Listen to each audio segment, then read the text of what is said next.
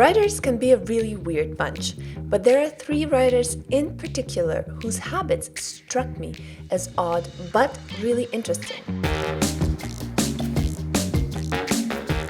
And before we jump into these really peculiar habits, which I'm quite sure you will love because they're also quite funny, please make sure to like this video if you enjoy it and subscribe to my channel to never miss another video again. Let's start with Schiller, a German writer from the 18th century. Historian, poet, philosopher, man of many professions, and a respected member of Germany's literary elite. We actually read Schiller here in Germany in school a lot, so everybody in Germany knows his name. But did you know that he had a very, very peculiar habit?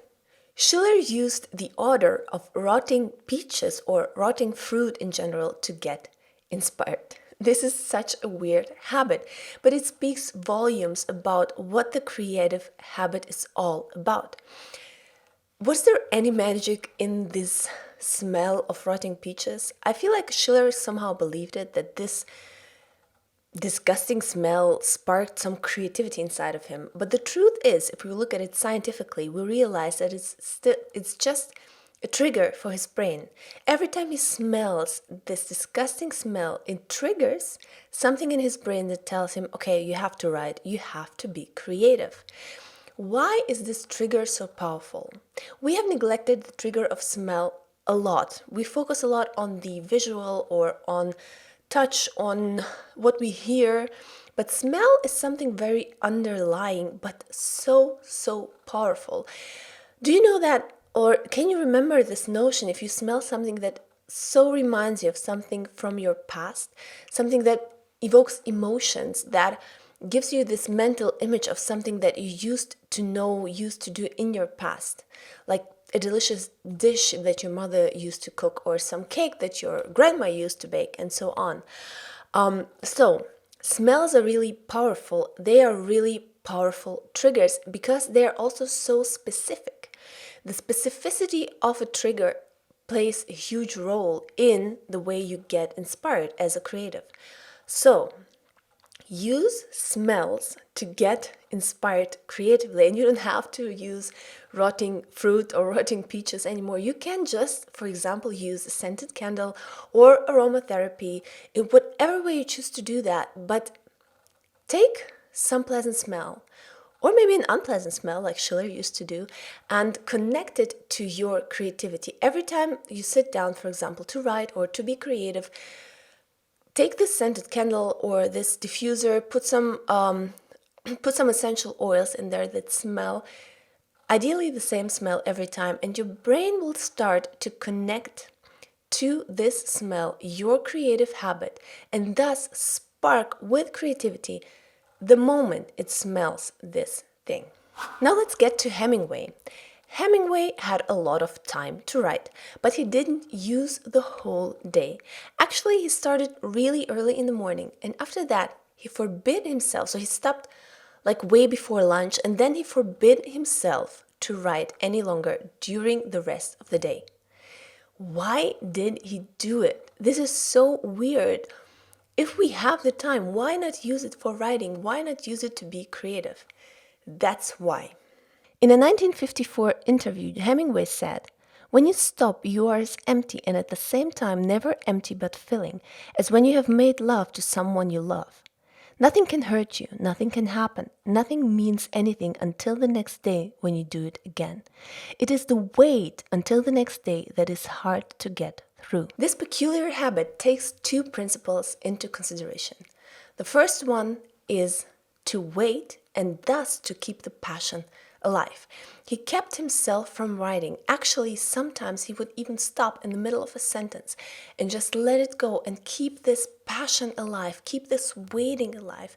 You know, like when you're in love with someone, and this is like the problem when you get married, for example, and you're around the other person all the time. There's no wait anymore. There's no tension anymore. You can't have this anymore. So this is what he does with writing, to keep the passion alive and to keep the love alive. He forbids himself. He stops the very moment when it gets really exciting, and then he waits until the next day and waits in anticipation until the next day, thus keeping this love alive, keeping the tension alive, and keeping the passion alive. And the other one is to set yourself limits. An example from my life is that before I had my first child, I really struggled to write because I had a lot of time. And this is a paradox, actually, because now when I remember this time, I'm like, what did I do this whole time? I had so many hours in the day that I could spend writing, but I didn't. I kept procrastinating, I kept doing something else. But when you know that you only have like 30 minutes or 1 hour of lunchtime during while your little baby sleeps, you actually use that time really productively, thus setting yourself a limit and knowing, okay, I only have 30 minutes, I have to use them for writing, and you get a lot more done. And this is what Hemingway used to do. So he started in the morning, stopped way before lunch. I imagine it's only like a couple of hours he gave himself, and he knew when he stops, he can't start again. He has to wait until the next day. So he made sure to get the best out of those couple of hours. And the last one is quite funny, actually. It's from Victor Hugo, the famous writer of Les Miserables and other works. And he actually used to write naked. Not because he was a nudist, mind you, but because he actually had a very extravagant lifestyle, and I feel like he was a person who was distracted really easily. So in order not to get distracted, he would lock himself in his bedroom and give his clothes to his servants so that he would not be tempted to go out. And he said to them, actually to his servants, you're not allowed to give me those clothes until I've finished my chapter, so that he would not be tempted to go out and do something else until he had finished his writing. This is a very harsh and quite funny measure, but it can teach us two things. Number one is know yourself and be honest about yourself. If you know that you're easily distracted, don't try to pretend to be somebody else, but instead hack your brain. Use anything necessary to create. Know yourself. And if you know that, for example, the pings and pongs of your phone and everything else around you distract you, put that phone away, put it on flight mode, make sure that you're not distracted. And the other one is to radically prevent yourself from every distraction possible in order to get writing done. He would lock himself in this bedroom and he would get rid of all his clothes because he knew if he had them, he would be tempted to go out. Know what your temptations are, and know how you can hack your brain in order to prevent them.